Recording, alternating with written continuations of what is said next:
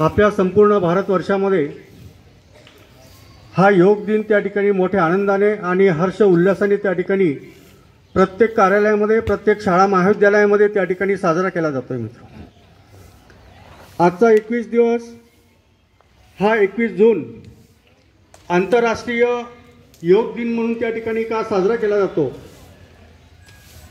संपूर्ण जगामध्ये हा दिवस त्या ठिकाणी साजरा केला जातो, पण आपल्या देशामध्ये त्या ठिकाणी मोठ्या पद्धतीने त्या ठिकाणी साजरा करण्यामागचा उद्देश त्या ठिकाणी काय आहे मित्र? आपल्या भारत देशाला थोर ऋषी मुनींची त्या ठिकाणी परंपरा राहिलेली आहे.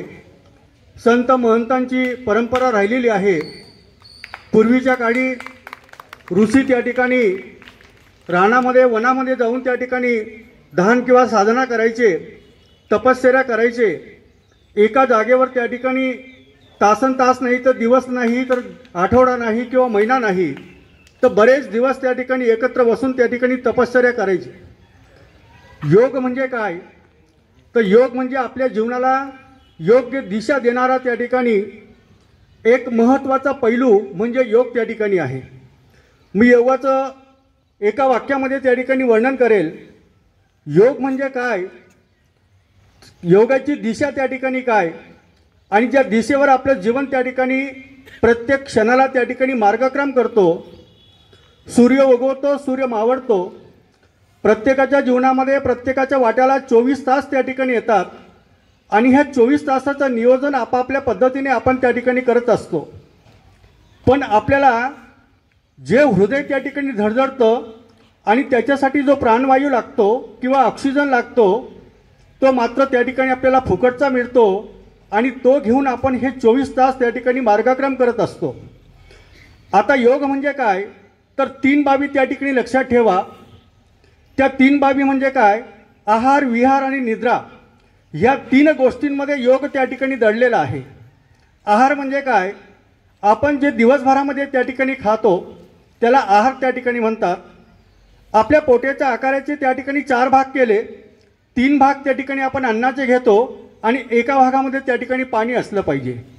आणि जेव्हा त्या ठिकाणी अशा प्रकारचा आहार तुम्ही घेणार तेव्हा तो तुमच्या शरीराला त्या ठिकाणी पचनी पडेल आणि तुम्हाला त्या ठिकाणी एक शक्ती, बल त्या ठिकाणी आपलं शरीर चालवण्यासाठी जे लागतं ते त्या ठिकाणी मिळेल.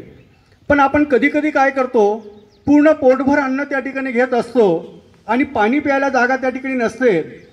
आपल्याला मधून त्या ठिकाणी पोटातून सिग्नल येतो की आता थांब, तरीसुद्धा आपण 2 घास त्या ठिकाणी जास्तीचे आहार घेतो. तर अशा प्रकारचा आहार त्या ठिकाणी योगामध्ये अभिप्रेत नाही.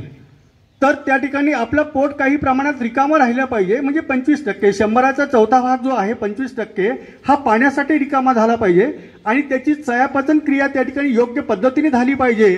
तेव्हा तो आपल्या त्या ठिकाणी आरोग्याला लागतो आणि आपलं आरोग्य त्या ठिकाणी सुदृढ त्या ठिकाणी असतं. नंतर विहार. विहार म्हणजे काय तर भ्रमण करणे. आपण जे पाय चालतो त्या पायाने भ्रमण करणे किंवा त्या ठिकाणी योगासनं करणे किंवा कोणतेही शारीरिक व्यायाम करणं याला विहार त्या ठिकाणी असं म्हटलं जातं मित्र. जीवनामध्ये विहाराला खूप महत्त्वाचं स्थान त्या ठिकाणी आहे. आपण जर व्यायाम दररोज आपल्या जीवनामध्ये त्याचं सातत्य जर ठेवलं तर आपल्या शरीराला कोणतेही त्या ठिकाणी रोग लागत नाही, कोणती पीडा लागत नाही. पूर्वीचे लोक त्या ठिकाणी खूप शारीरिक कष्ट करायचे म्हणून ते आजारापासून कोसो दूर त्या ठिकाणी लांब होते. आज आपलं शारीरिक कष्ट खूप कमी झालेलं आहे. आपल्या हातातलं काम यंत्राने घेतलेलं आहे आणि म्हणून आपले शारीरिक कष्ट त्या ठिकाणी होत नाही.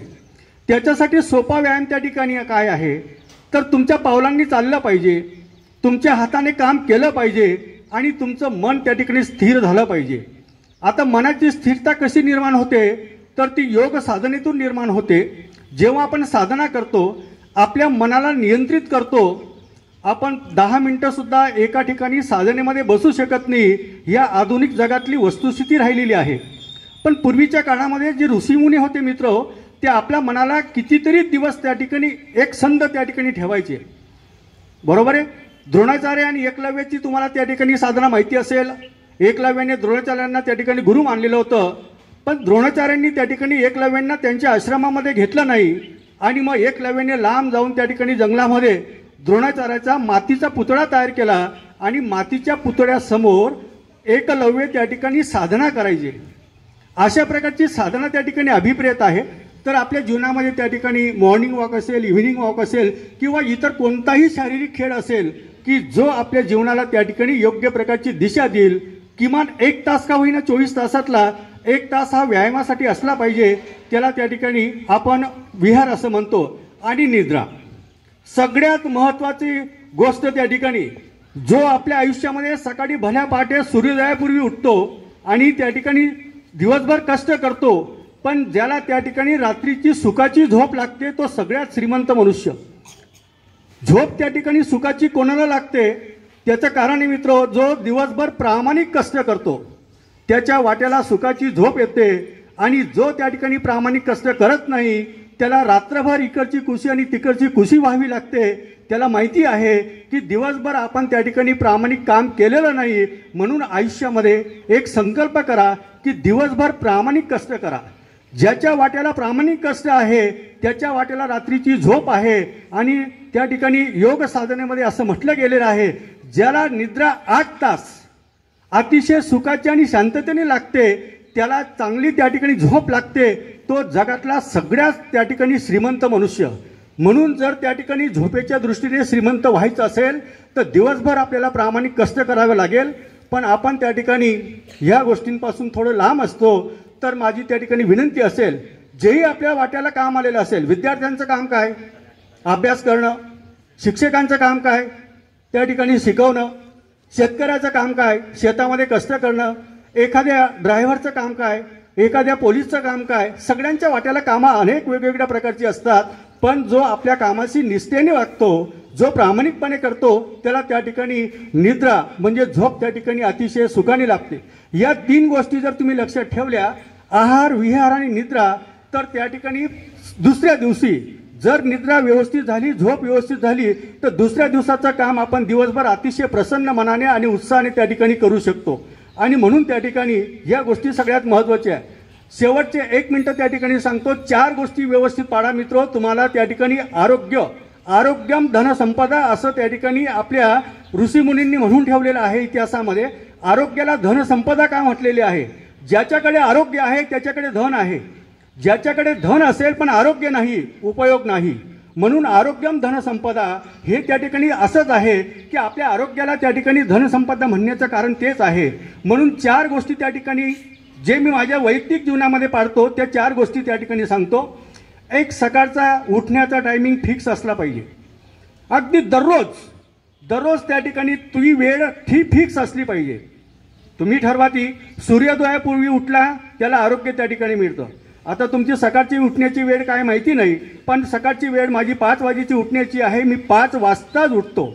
कोणताही ऋतू असू द्या, उन्हाळा असू द्या, पावसाळा असू द्या, हिवाळा असू द्या, घरी असू द्या किंवा आउटडोअरला असू द्या, 5 वाजता उठण्याची वेळ फिक्स.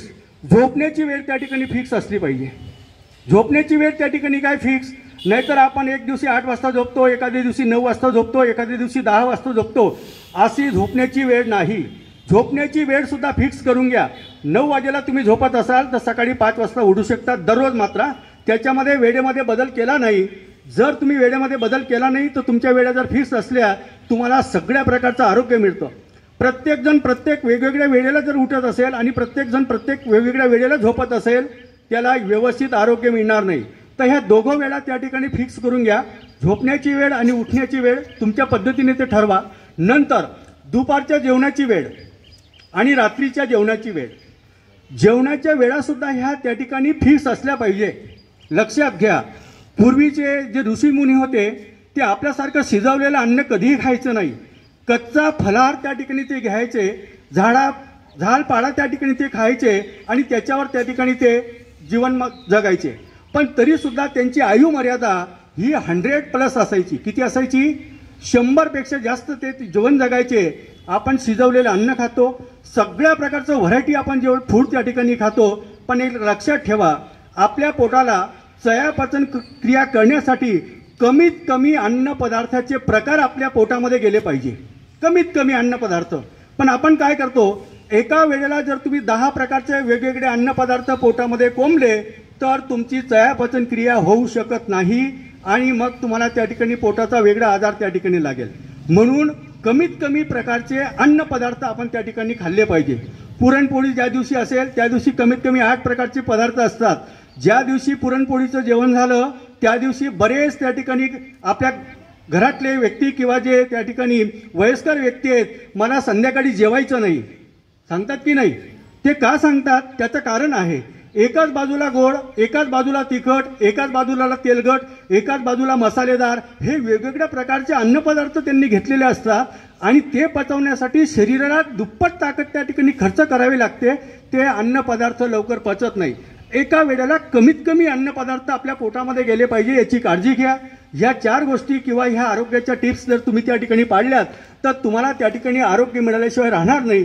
आजच्या ह्या योग दिनाच्या निमित्तानं जवाहर हायस्कूल व कनिष्ठ महाविद्यालयातर्फे मी सगळ्या विद्यार्थ्यांना आरोग्यमय शुभेच्छा देतो. या कार्यक्रमाच्या यशस्वीतेसाठी ज्या ज्या त्या ठिकाणी घटकांनी माझे सहकारी उपप्राचार्य असतील, पर्यवेक्षक असतील, ज्येष्ठ सहकारी असतील आणि सगळे शिक्षक शिक्षकेतर कर्मचारी असतील त्यांनी त्या ठिकाणी ह्या योग दिनाचं आता व्यवस्थित प्रशिक्षण त्या ठिकाणी घ्यायचं आहे. सगळ्यांनी विद्यार्थ्यांना प्रशिक्षण घेण्यासाठी सहकार्य करायचं आहे. पुनश्च आणखी सगळ्यांना माझ्या शिक्षक बंधू भगिनींना आणि विद्यार्थ्यांना या योग दिनाच्या आरोग्यमय शुभेच्छा त्या ठिकाणी चिंततो आणि माझं 2 मिनिटाचं त्या ठिकाणी मनोगत त्या ठिकाणी थांबवतो. जय भारत.